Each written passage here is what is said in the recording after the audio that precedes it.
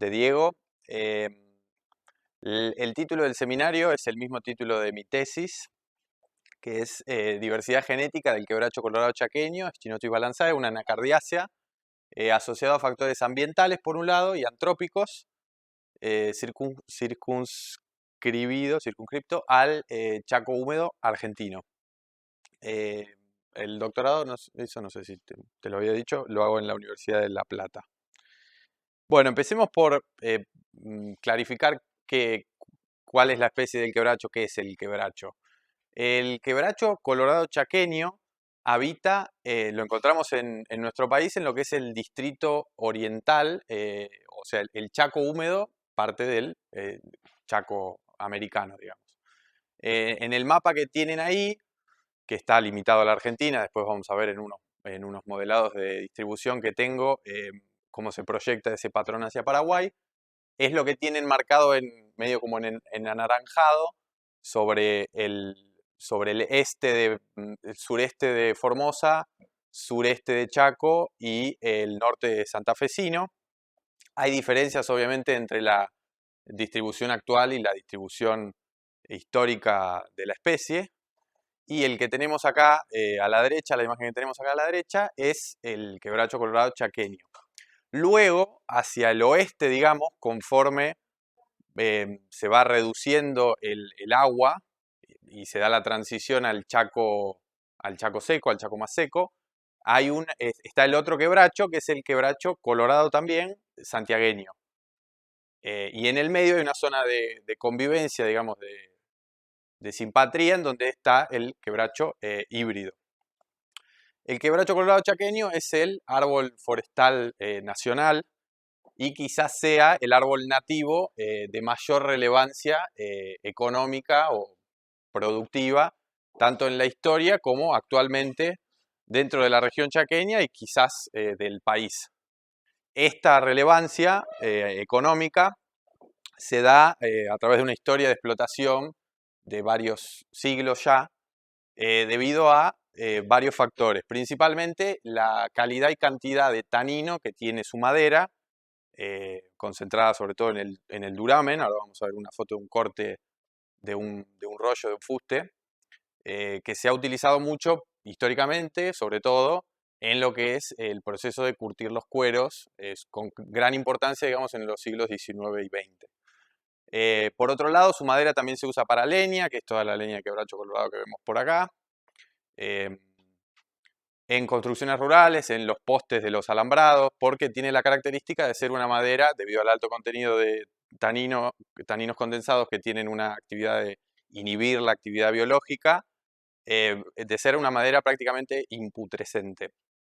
Eso es lo que lo llevó, digamos, la cruz que tiene el quebracho de cuando se hizo la expansión de las líneas de los ferrocarriles grandes en los 2 siglos anteriores, se usó principalmente esta madera para los durmientes, cosa que ahora ya ha ido modificándose. Entonces es una especie de gran importancia económica para la región y hoy lo sigue siendo. Digamos, está menos explotado que hace unas décadas, unos siglos, pero continúa su explotación. Esta me quedó ahí medio colgada. La imagen que tienen ahí que no se ve, pero que está medio resaltado como de azul, eso es lo que es el Chaco húmedo argentino. Acá, arriba a la derecha, tienen una imagen de un corte transversal del tronco en donde se ve lo blanco que es la albura y el centro que es el duramen, que es el que concentra un alto contenido de taninos. Entre el 30 y el 40% del peso del duramen es extracto de quebracho colorado, el cual es muy altamente concentrado en taninos condensados. Y bueno, en cuanto a la historia del quebracho, ahí creo que se me escapó una imagen en el medio.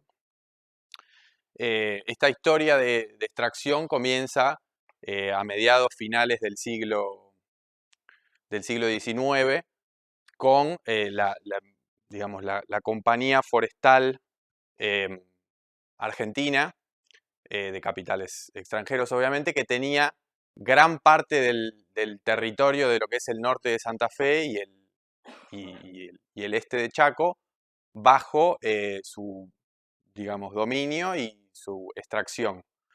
Digamos que o sea, todas estas imágenes están en blanco y negro porque son antiguas, pero la extracción no sustentable continúa hoy por hoy.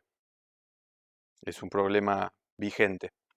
En estas imágenes que tenemos acá podemos ver situaciones actuales más extrañas. Por ejemplo, según un relevamiento forestal del inventario forestal de la provincia del Ministerio de Producción de Chaco, los árboles de gran diámetro son cada vez más extraños de encontrar en las parcelas que ellos monitorean más o menos regularmente, debido a un problema fundamental en lo que después lo vamos a relacionar con los aspectos moleculares genéticos de mi tesis, que es la tala selectiva.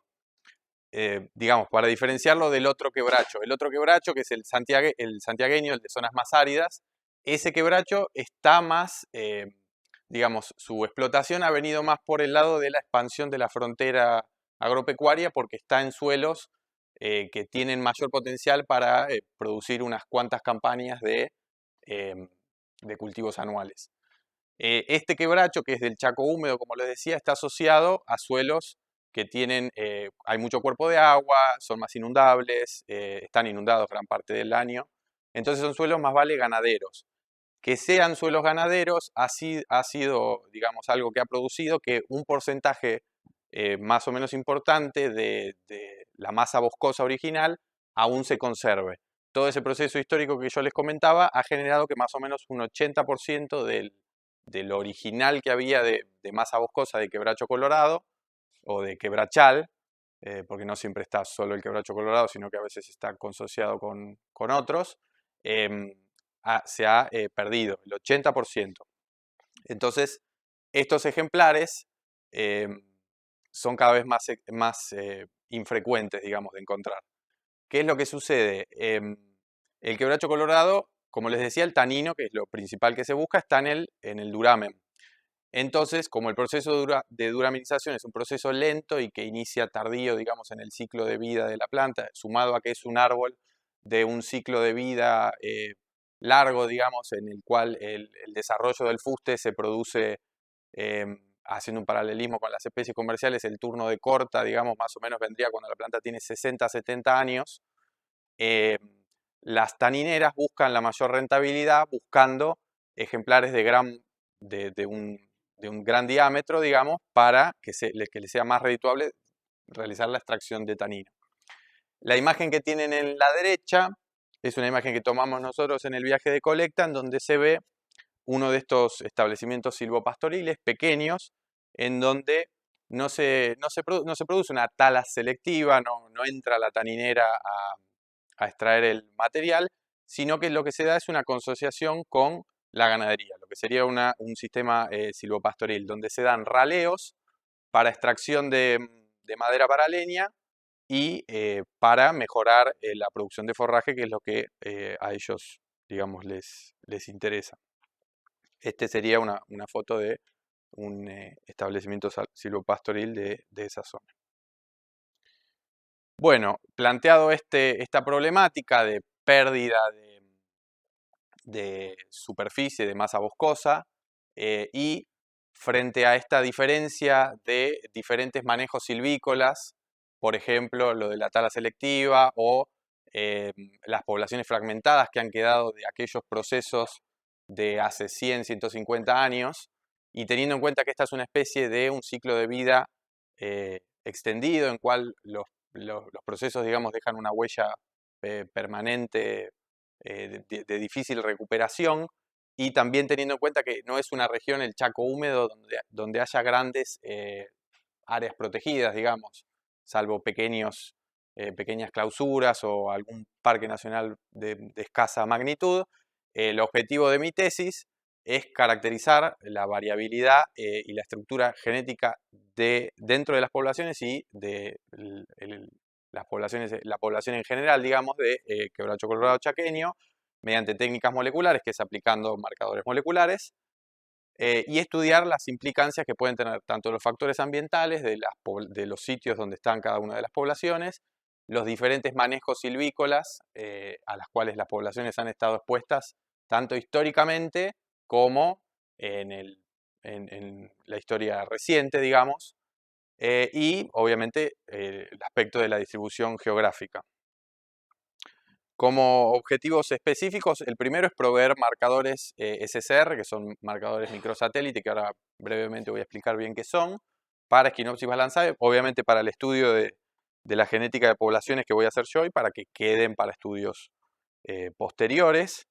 Como segundo objetivo específico es evaluar precisamente el estado genético de las poblaciones actualmente, como les decía, frente a diferentes manejos silvícolas como los silvopastoril, la tala selectiva, poblaciones medio como relictuales, fragmentadas que han quedado y algunas clausuras conservacionistas que se han hecho, que ha hecho el INTA o parques nacionales o algunos productores privados, y ver eso cómo ha afectado a la diversidad genética de cada una de esas poblaciones. Luego buscar posibles asociaciones entre los patrones de esa variabilidad genética dentro de las poblaciones y de los individuos de las poblaciones con factores ambientales y su distribución geográfica. Básicamente sería ver si hay como un hotspot de diversidad en algún lugar que valga la pena promover su conservación, o si, siguiendo una hipótesis más conservadora, digamos, todo es más homogéneo, todas las poblaciones son más homogéneas. Después, bueno, hacer toda la evaluación morfométrica, que una parte la hemos hecho a campo y otra parte la hicimos a herbario, y relacionar eso con los parámetros ambientales y genéticos. Y por último, desarrollar un transcriptoma base que sirva como primer paso hacia una propuesta de selección asistida por marcadores para finalmente, en un proyecto más a largo plazo que capaz seguramente me supere a mí, poder reemplazar lo que es extracción con producciones, voy a estar muerto, con producciones sustentables, digamos. Las hipótesis del trabajo, de esta tesis, como primera medida, que existen marcadores microsatélites que se pueden transferir de especies filogenéticamente cercanas. ¿Por qué transferir de especies filogenéticamente cercanas? Porque no hay antecedentes para esta especie de secuencias, digamos. No hay antecedentes de estudios poblacionales, de marcadores, nada, solamente algunos pequeños protocolos de extracción de ADN que no me funcionan. Como segunda hipótesis de trabajo es lo que les decía, que la hipótesis más conservadora es que las poblaciones existentes en el Chaco húmedo argentino de quebracho colorado chaqueño no difieren genéticamente entre sí, sino que las diferencias se dan dentro de cada una de las poblaciones, que suele ser lo más frecuente en este tipo de especies de árboles. Tercero, la diversidad genética de las poblaciones no protegidas, o sea, las que han estado expuestas a los procesos extractivos, se ha reducido debido a los procesos de sobreexplotación, fragmentación, tala selectiva, etcétera, todos los procesos que erosionan la diversidad genética típicamente. Cuarto, la diversidad y estructura genética de las poblaciones no se relaciona con factores climáticos, del Chaco, tanto edáficos como climáticos, digamos.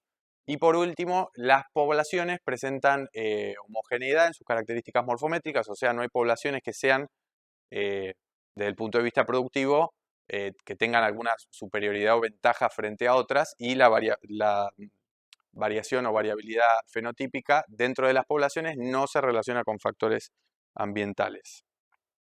Bien, esas son las hipótesis del trabajo. Ahí me quedó una en blanco.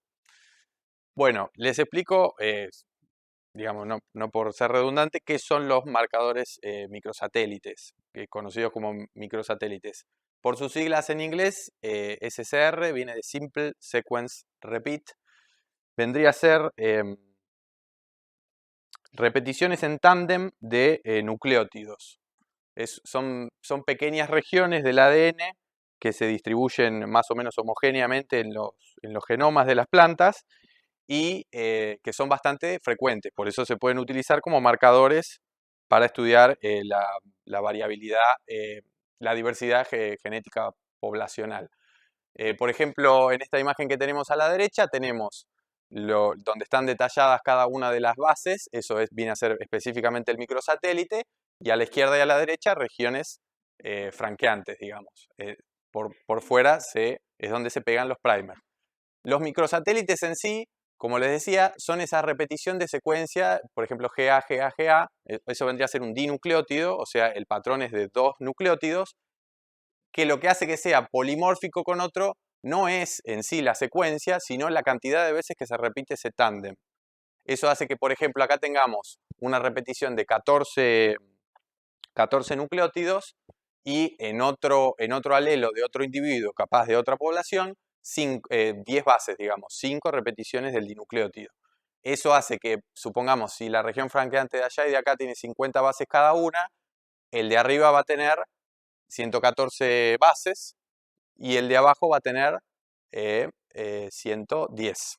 Esa diferencia hace que se dé una diferencia de peso y eso lo hace visualizable en un gel, en una corrida electroforética. Que, digamos, 4 bases, si fuera un dinucleótido y solamente hay una repetición de más, son 2 bases. Eso, digamos, cualquiera puede decir es bastante poco, pero en un gel, en un vidrio largo como los que nosotros corremos, a ojo ya se puede notar la diferencia, dejándolo correr como 2 horas, 2 horas, 2 horas y media. Entonces, eso sería lo que son los microsatélites. Pueden ser dinucleótidos, trinucleótidos, tetranucleótidos. Lo más común es ditri. O sea que las diferencias entre los alelos, uno la va a ver, por ejemplo, si es un trinucleótido, 3 bases, 6 bases, 9 bases.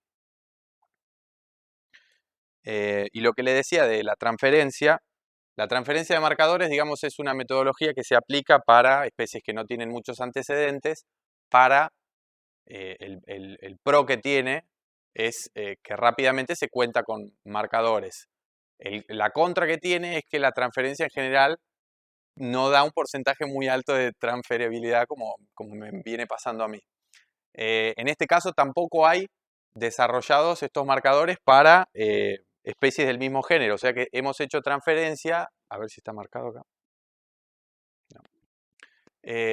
Bueno, tampoco se ve muy bien, pero Echinopsis tiene 2 géneros que son los más cercanos filogenéticamente, que son Astronium y Miracrodum, y de ellos hemos intentado transferir, ya que en Brasil hay antecedentes de estudio con microsatélites de genética, digamos, estudios de diversidad poblacional para esas especies. Bueno, ahora les comento un poco cómo fue la colecta. En el mapa que tienen sobre la izquierda están mapeadas las 9 poblaciones. Apuntamos a tener 20 individuos por población. En algunas tenemos 20, 25 individuos. En algunas, como las poblaciones eran más chicas, fueron 18, 15. Los 2 puntos que tienen abajo es el norte de Santa Fe. Luego hay una población, cada una de ellas, de las 9 poblaciones, intenta representar, no cada una, pero sino entre las 9, diversidad de los manejos silvícolas que les había comentado. Por ejemplo, las poblaciones del norte de Corrientes, hay una que es un sistema silvopastoril extensivo, donde solamente hacen un poco de raleo de los árboles y está bastante conservado. Después hay otra donde no hacen raleo y todavía está más, todavía se ven árboles de mayor antigüedad. Lo que es en Chaco, ahí tenemos una forestación de una empresa taninera que ha hecho una de las pocas forestaciones que hay, de quebracho colorado chaqueño, que tiene más o menos 10-15 años, esa también la muestreamos. Una clausura en el INTA Colonia Benítez, que uno cuando dice clausura piensa más vale en gramíneas, en plantas anuales. En este caso, cuando se hizo la clausura hace, ¿cuánto habrá sido, René? ¿60 años? 60, 70 años. Hay árboles que ahí, digamos, eran el renoval, que ahora están. O sea que capaz los efectos del manejo conservacionista no se hayan expresado en recomponer un poco la diversidad genética. Sí. Sí, en Formosa, esto lo hicimos en pleno ASPO, en el marzo del 2021. Originalmente, obviamente, como es Chaco húmedo argentino, íbamos a ir a Formosa. En ese momento era muy complicado entrar, así que las poblaciones de Formosa nos quedaron pendientes, digamos. Y también íbamos a ir a Paraguay, pero en el contexto del COVID no se pudo realizar, así que suplantamos con algunas poblaciones del noroeste correntino, que es el extremo actual, digamos, de la distribución hacia el este. En esa punta, en esa prolongación del Chaco húmedo en el noroeste correntino, en lo que es, por ejemplo, el Parque Nacional Murucuyá. Bueno, y ahí está René tomando los datos del GPS al lado de un árbol que muestreamos y donando sangre a los mosquitos. Y bueno, ahí se ve bien que es el Chaco húmedo y el quebracho crece al pie de los cuerpos de agua. En la colecta tomábamos, obviamente, ejemplares para el herbario, material para el ADN, obviamente, conservado en sílica gel. Tomábamos algunas mediciones dasométricas, digamos, y georreferenciábamos cada uno de los individuos para después poder obtener los datos ambientales. Bueno, nos venimos con la muestra de ADN y encaramos lo que es la extracción de ADN. En el caso del quebracho colorado chaqueño, el tanino también está presente en las hojas. De hecho, alguna fracción de los taninos comienza su síntesis en las hojas y después, digamos, se traslocan, se migran hacia el duramen. Así que en la extracción de ADN nos vimos con la dificultad de, digamos, bastante inhibición y dificultades en obtener ADN en cantidad y calidad suficiente para la reacción de PCR. Así que hubo que hacer una puesta a punto de la extracción de ADN con un buffer de extracción bastante, un cóctel cargado, digamos. Después, bueno, la amplificación por PCR, poniendo a punto para cada uno de los marcadores y la visualización de los marcadores de los microsatélites, la hicimos en vidrios, en geles de poliacrilamida grandes, con el revelado de tinción de nitrato de plata, que es el método amarillo, porque quedan de ese color, bien, bien amarillos. Bueno, y ahí está un esquema de la corrida electroforética, que bueno, se conoce. Acá tenemos algunos de los microsatélites transferidos, cada uno de los cuales obviamente se corre con un marcador para conocer el peso y poder nombrar a cada uno de los alelos. En general, lo que se vio previo a correr todos los análisis típicos que se hacen de genética de poblaciones, se vio que la mayoría de los marcadores suelen tender a tener uno de los alelos en alta proporción, no fijado, pero sí en una alta proporción. Y después algunos, que acá les pongo uno, puede que casualmente sea el más lindo de todos. Se los pongo como ejemplo como para ver de cómo hago yo cada una lo que le decimos marcar el vidrio, que viene a ser detectar los individuos homocigota, heterocigota y cada uno de los alelos. Entonces, ahí directamente, descartando lo que es el ruido propio de la corrida, podemos ver, por ejemplo, los dos individuos de la izquierda son homocigotas para ese alelo, que es el alelo mayoritario, digamos, y después tenemos algunos heterocigotas con algunos alelos un poco más, que están en menos frecuencia. Todos esos datos se pasan a planillas, digamos este que tenemos acá, por ejemplo, es homocigota para el AST1B 160-160, y todo esto es la base para los posteriores estudios. Para ir avanzando hacia, digamos, los resultados, algunos resultados preliminares que tenemos hasta ahora los presentamos en la reunión de un grupo de mejoramiento forestal que se hizo en Chaco este año, como resultados obviamente preliminares, porque el objetivo sobre estos 160 individuos de 9 poblaciones es alcanzar un número de marcadores que ronde más o menos los 10. Actualmente estamos con 5 marcadores porque, como les decía, la transferibilidad ha sido baja, entre el 10 y el 12%. He probado cerca de 50 marcadores y tengo 5. Acá presentamos estos 4, bueno, donde acá está la puesta a punto del protocolo de amplificación y de corrida para cada uno de los marcadores, con los detalles de cada ejemplo. Y acá está lo preliminar de la caracterización de cada una de las poblaciones. Como les decía, ahí está la situación de manejo, silvopastoril con extensión, clausura conservacionista, forestación de vivero, está el Parque Nacional en Burucuyá, el Parque Nacional Chaco, algunas poblaciones fragmentadas de zonas urbanizadas donde se ve que solamente hay árboles aislados, y la forestación como algo, digamos, más particular. Y también hay una forestación de un arbolado urbano que está hecho ahí en un pueblo en La Verde por una de las empresas tanineras. Eh, lo que se observó en general, comparando con otros valores de caracterización de la diversidad genética de otras especies nativas forestales de Argentina, es una heterocigosidad baja, tanto observada como esperada, y en general hay un déficit de heterocigotas, lo que marca digamos, como que las poblaciones están acusando recibo de tantos años de explotación.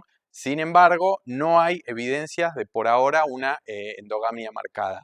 Los números de alelos en general son bajos, no hay muchos alelos exclusivos, o sea, es una situación preocupante. No hay un patrón tampoco muy claro entre los distintos manejos silvícolas y los datos parciales, preliminares, de diversidad genética, lo cual podría marcar la dificultad de la especie para recuperarse frente a una explotación que inició antes de que existieran los parques nacionales directamente, eh, en los que, digamos, va a llevar muchos años recuperar esa diversidad original. O sea, no hay una población que uno diga esta población es totalmente, no ha sido, claro, una población pura en el sentido de no ha sido explotada. El Parque Nacional en Burucuyá, por ejemplo, la familia Pedersen tomó una postura conservacionista de no extraer más quebrachos, pero eso fue en el año 1930, creo, 1940.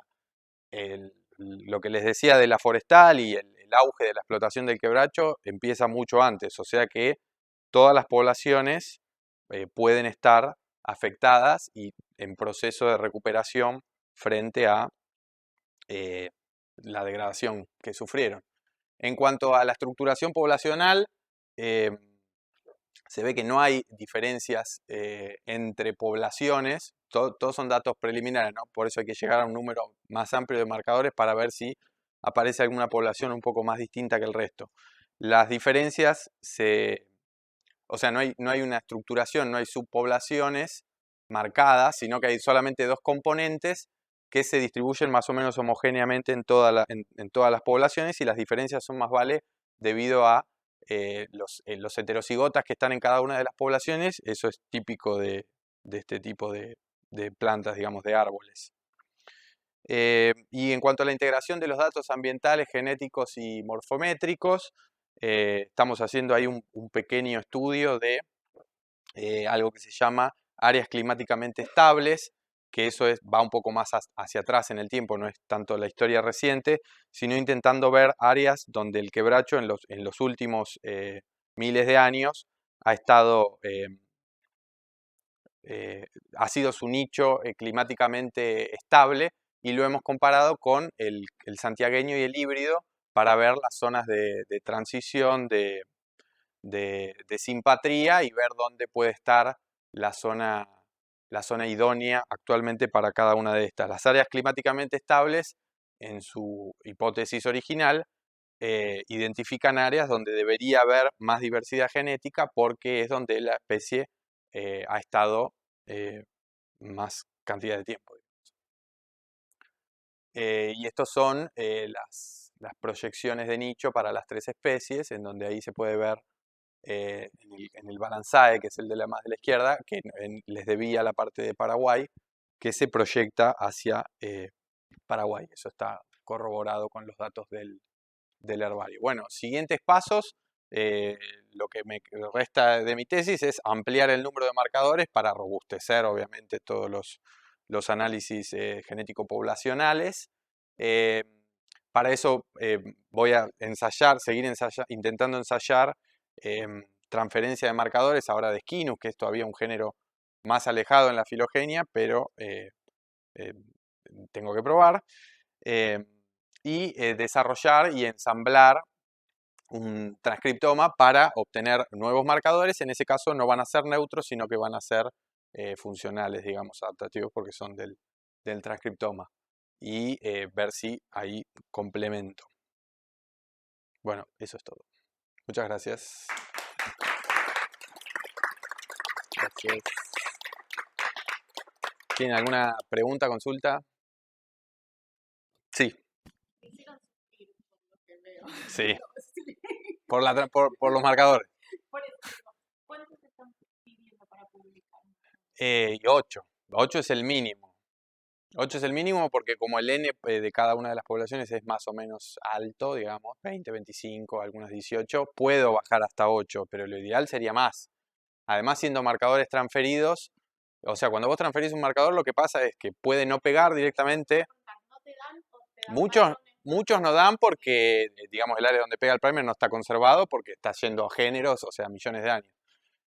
Otros sí amplifican, pero son monomórficos porque la historia, digamos, evolutiva, nada, donde informan polimorfía en otro género, en mi caso, tranquilamente puede ser monomórfico. Eso me pasa muchas veces, lo pruebo en 8 individuos, me amplifica bien, es monomórfico, entonces digo, bueno, lo pruebo en 15, pero no hay, no me sirven. Y después, con muchos de los otros lo que pasa es que el nivel de polimorfismo es bajo, digamos. La cantidad de alelos para un marcador en 180 individuos es 3, 4 alelos. Claro, si fueran marcadores desarrollados para la especie, posiblemente tendría más alelos. Además, siendo una planta diploide, digamos, no tengo esa ventaja de que capaz son más informativos cada uno de los marcadores. Una pregunta. Sí. Dice que en una parte hay bosque implantado. Sí. Esa parte del bosque implantado, ¿cómo la entregan? Con una transecta, digamos. ¿Por qué? Yo te digo, buscan las plantas, digamos que... Están plantadas en marco, digamos, como una forestación. ¿La planta implantada tiene alguna chapita? No, ahí han hecho una producción masiva en el vivero y han plantado sin ordenamiento los plantines. 4x4, 5x5 más o menos. ¿Vos podés identificar uno que no sea identificado para crear? Si yo puedo identificar, nosotros, cada uno que mostramos quedó identificado. No, previo. ¿Vos sabés que no son de esos que fueron implantados? Sí, o sea, el campo antes estaba pelado, digamos, y ahí implantaron, o sea, es una forestación donde todos los árboles tienen la misma edad, 10 años, es artificial, es con fines productivos, no es con fines de restauración ecológica, de restaurar la comunidad. No, no. Sí, es una implantación de cero esa. Sí. Dos preguntas. Los individuos que viven en las zonas inundadas, Sí. que se llaman más húmedas, Sí. de los que viven en las zonas más secas, ¿es algo que ha quedado un relicto porque se explotó en el medio y era toda una amplia zona? ¿O es una adaptabilidad fantástica que tiene desde un árbol que vive en una zona xerófila a una zona súper húmeda? Yo tiendo a pensar que es una plasticidad del árbol, digamos, de poder adaptarse a... Y sí, porque este quebracho va desde la margen de los grandes ríos y se mete bastante en lo que es el Chaco seco, digamos. No se ve una diversidad que uno dice, bueno, acá hay una diversidad de la morfología. No. Es decir, que evidentemente es un árbol muy plástico. Sí. Y yo desconozco cuál es el uso actual ¿Del tanino? Del tanino, porque ahora se diversificó más, sí, está el tanino sintético. Sí. ¿Siguen explotando el tanino? Para los cueros, digamos, Argentina obviamente bajó mucho la exportación de cuero y demás, pero la taninera de ahí sigue produciendo para los cueros como más premium, digamos, que se siguen curtiendo con tanino de quebracho, y después tiene muchas otras aplicaciones, o sea, se diversificó mucho las aplicaciones del quebracho. Sí, ahí en medicinales ellos, esta taninera produce no sé, un extracto Sí, que tiene actividades antibacteriales, reguladoras para la dieta de animales, vendría a ser. Sí, hay dos, otra para animales y otra para animales que no somos nosotros. Claro, animales no humanos. De tara, y de castaño. Pero evidentemente la explotación para leña es impresionante. Sí, sí, acá en cualquier lugar sobre la colectora de cualquier avenida hay quebracho en venta. 40.000 pesos la tonelada. Sí, sí. Están estimando probablemente. Sí, ahí podría haber, digamos, una reducción en el consumo reemplazándolo con leña de otra madera, digamos, eso. Sí, sí, pero que no, evidentemente eso es lo que pasa. Es muy raro encontrar otra madera dura. Sí, el quebracho es irreemplazable, tiene mucha capacidad calorífica, creo que se dice. Por ejemplo, tiene muchas más restricciones la pampa para exportar a otras provincias. El Caldén. Evidentemente, porque todas las que venden leña es quebracho. Sí. Porque la pampa tiene unas restricciones monumentales para sacar. Sí, claro, el Chaco me parece que históricamente fue una provincia muy tendiente a crecer productivamente y eso... Los quebrachos llegan a la provincia de La Pampa para ser usados para la Los alambrados, claro. Es una cosa realmente Sí, insólita. sí. Sí, sí, bueno, mismo ahí digamos, está muy activo. Hay pueblos directamente que dependen de las grandes tanineras, que hoy por hoy son menos. Donde fuimos. Vamos para